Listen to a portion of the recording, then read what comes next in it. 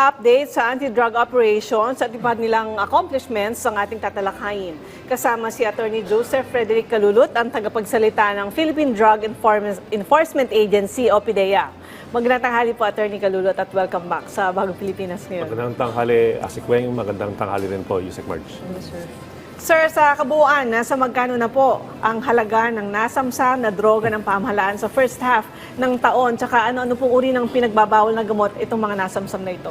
Asek, kung pinag-uusapan natin yung first half ng taon na ito, we were able to seize and confiscate around 30.29 billion pesos ng illegal na droga. Ito yung halaga ng mga nakumpiskang shabu, marijuana, cocaine, ecstasy. Attorney, ilan po ang anti-drug operations na isinasagawa at saang mga lugar po ba ito? Nakakandak na po tayo ng 19,765 anti-illegal drug operations and sa mga lugar po, for Visayas, nasa Region 7 po yan. And sa Luzon, we have Regions 4A, 3, and NCR plus Region 11 sa Mindanao. So sir, with this figure po, ilan po yung naaresto na drug personalities at high-value targets mula sa mga operasyon na to? Kasi kadalasan sinasabi ang nahuhuli yung mga nasa baba, pero yung mga nasa taas. Kumusta naman po yung ating investigation doon? Speaking of high-value targets na naaresto po sa period na yon, we have arrested 26,051 individuals and ang high-value targets po ito is 1,551. Pag sinabi ko kasi ating high-value targets, kasama na rin ho dyan yung mga foreigners. Sa katunayan, no, may mga 27 na foreigners na po tayo na-aresto and majority of these, or 8 mga Chino. Pero mga drug lords talaga sila? O mga Members po ng pusher mga lang drug syndicates po itong mga to. Sir, regarding naman case filing, ilan na po ba ang nakasuhan at na-resolve ang kaso at na-convict sa mga ito? Sa mga kaso po na na-file na po ng mga ahensya natin, it's 24,869. Ang na-resolve po rito is 14,671. Ilan po yung mga nakasuhan? We were able to file cases against 27,617 individuals. Ang na-convict po rito is 10,665 cases po yan. Ilan po yung tao na-convict? That's 11,397. So malaki-laki na. Medyo malaki na rin po. So gaano naman sir kalaki yung itinaas o ibinaba ng nabanggit na figures na sinabi nyo dun sa mga nasabat na droga kumpara sa mga nakaraang taon? Kumpara sa nakaraang taon, Asekweng, medyo malaki ho yung confiscations po natin kasi ngayon when it comes to seizures of shabu. Bakit ito malaki? Dahil kung maalala po natin yung floating shabu, that's around 1.3 tons. Yung na-confiscate din ho natin sa isang fishing vessel, that's around 1.4 tons. So medyo malaki. If you're going to compare this with last year, yung sa shabu pa lang ho, that's 4.3 tons na ho na-confiscate po natin ngayong taon.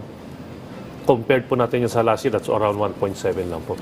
May follow-up lang ako. Hindi kaya yung mga dealers na yan ay parang ina-undermine yung ating enforcement na kaya sila tuloy-tuloy pa rin. Pero syempre, kayo naman, hindi din kayo tumitigil sa paghabol sa kanila. Kaya nahuhuli nyo itong mga to. Kung noong mga nakaraang taon ay sabihin natin na kukonte, dahil parang nakikiramdam pa sila kung gaano kalalim yung inyong paghahanap sa kanila. Pero ngayon, nasabi nyo nga po, may mga ganyan mga floating drugs sa dagat.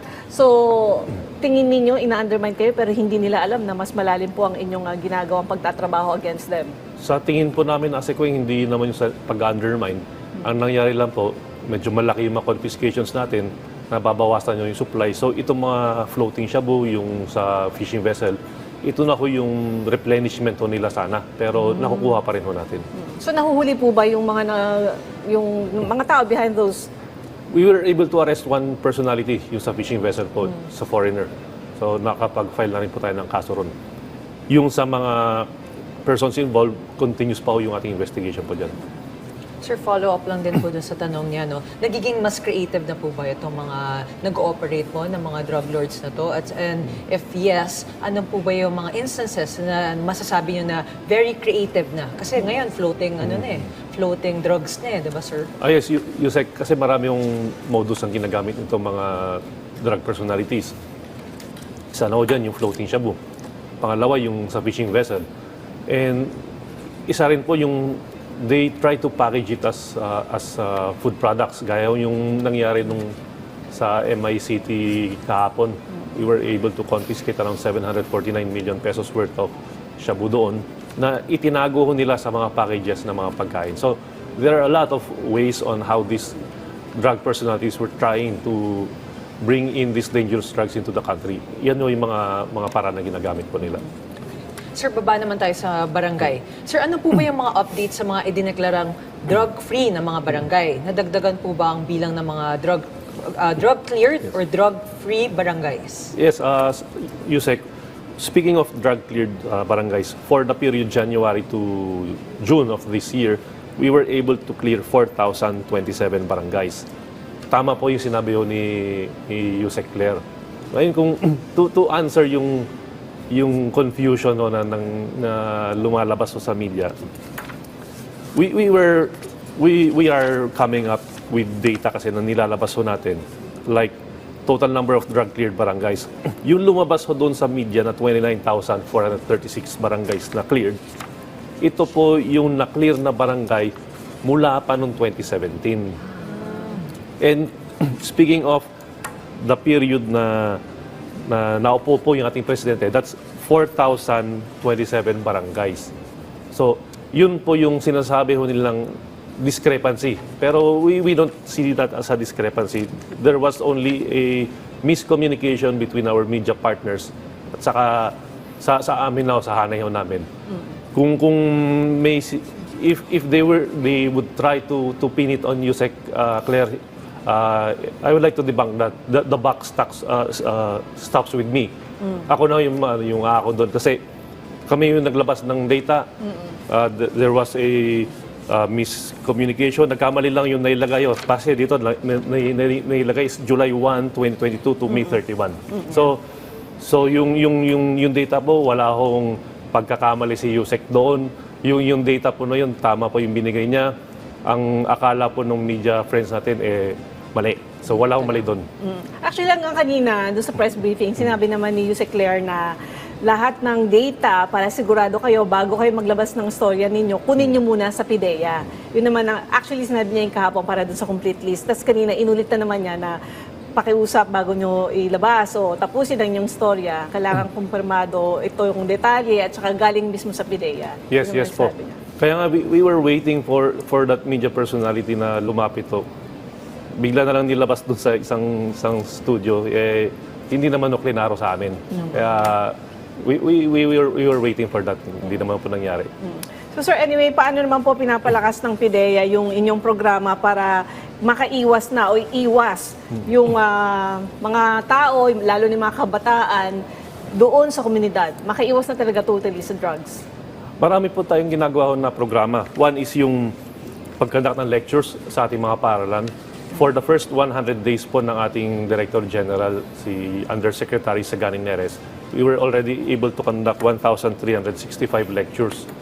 And meron tayong mga civil society organizations na naging partners na po natin during this first 100 days po ng ating Director General na 8 na civil service organization. So, medyo maganda na yung partnership na ginagawa po natin at saka marami na tayong napupuntahan ng mga kabataan.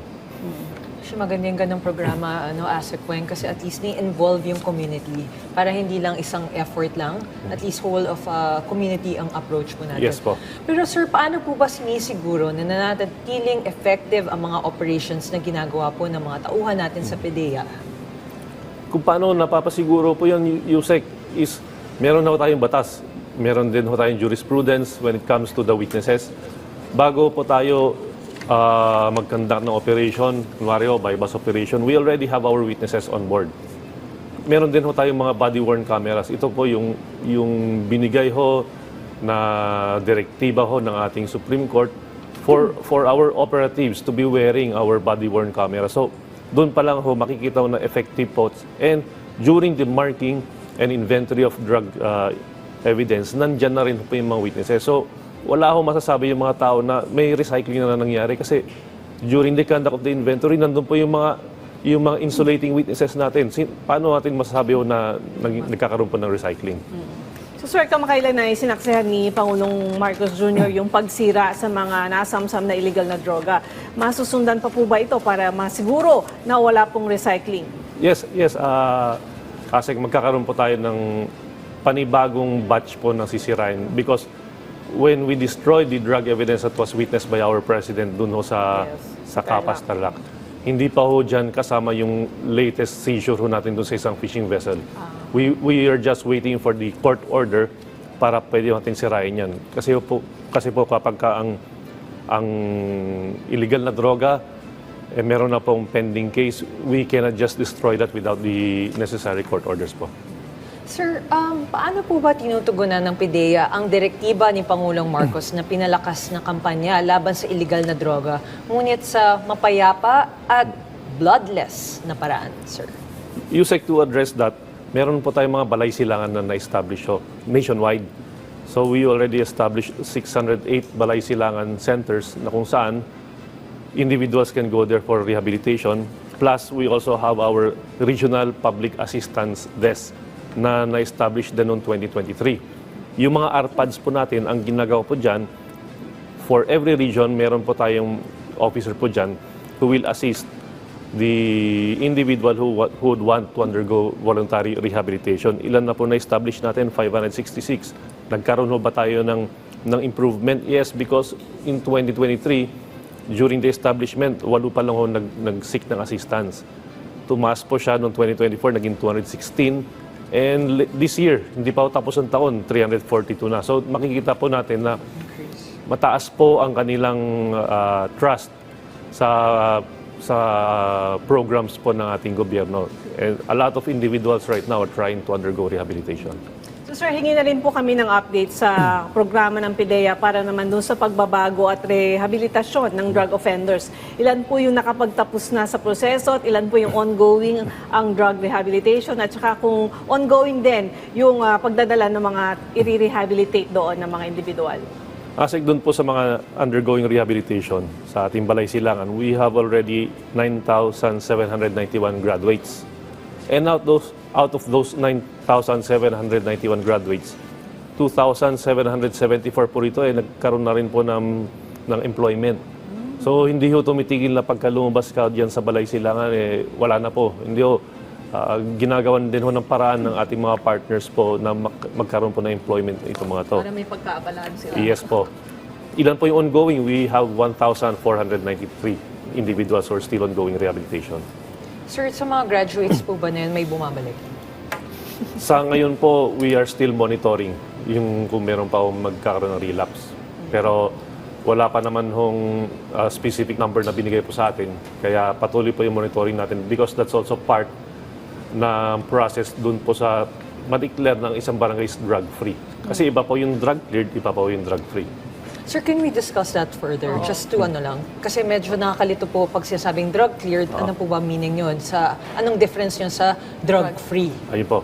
When we speak of drug-cleared barangay, ibig sabihin po, previously, drug-affected po yan. And it underwent the process of the barangay drug clearing program. Lumusot po siya doon, kaya naging drug-cleared yung barangay.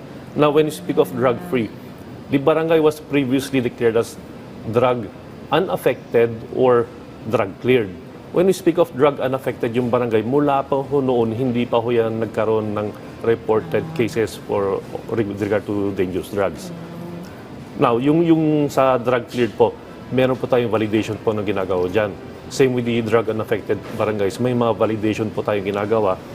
And kung lumusot po sila sa mga parameters or dun sa mga programs po na check po natin, ang declaration po niyan is drug-free barangay. Yearly po yung evaluation. Yes po. Opo. Paano kung dumadayo lang sa kabilang barangay Oo nga. yung, kunyari, taga barangay 1, dumadayo siya sa barangay 3. Tama. So, doon siya na-identify. Yun Kung po halimbawa yung- wala namang kaso doon sa barangay 3. Yun po asik yung minsan naging misconception ng mga tao kasi wari po yung barangay namin drug cleared. Kinabukasan, nagkaroon ng operation, may Correct. nahuli. Doon. Hindi po automatic na drug affected yung barangay. Kasi ho, meron din ho process para ma-declare as drug affected yung barangay. Well, halimbawa, there are cases na namomonitor ho sa barangay ang PNP, ang PIDEA. Sasabihan naman ho namin yung badak po nila. Meron kayong mga reported cases dyan. Gawan nyo ng paraan. Kung hindi po lang nagawa ng paraan within a certain period of time,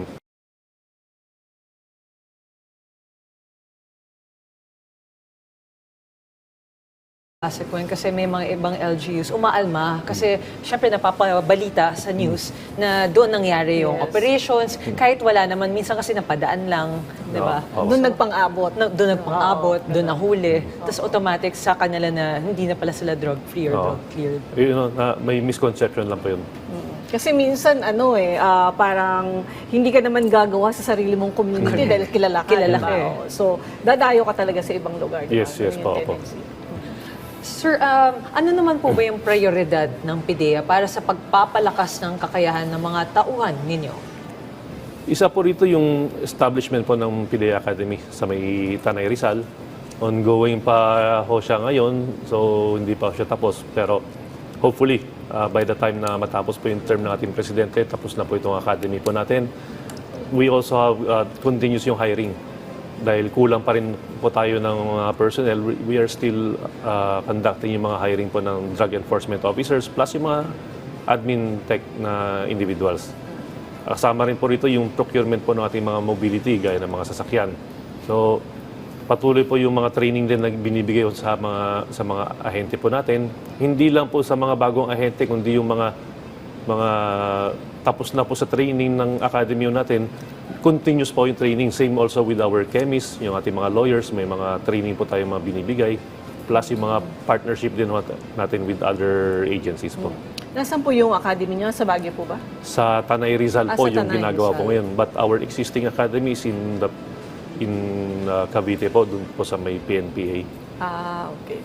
O sige sir, sa ibang usapin naman, may tanong po ang GMA News Desk. May update daw po ba kung saan galing at may suspect na ba doon sa 1.5 tons sa Zambales Waters na nakuhang shabu na palutang-lutang?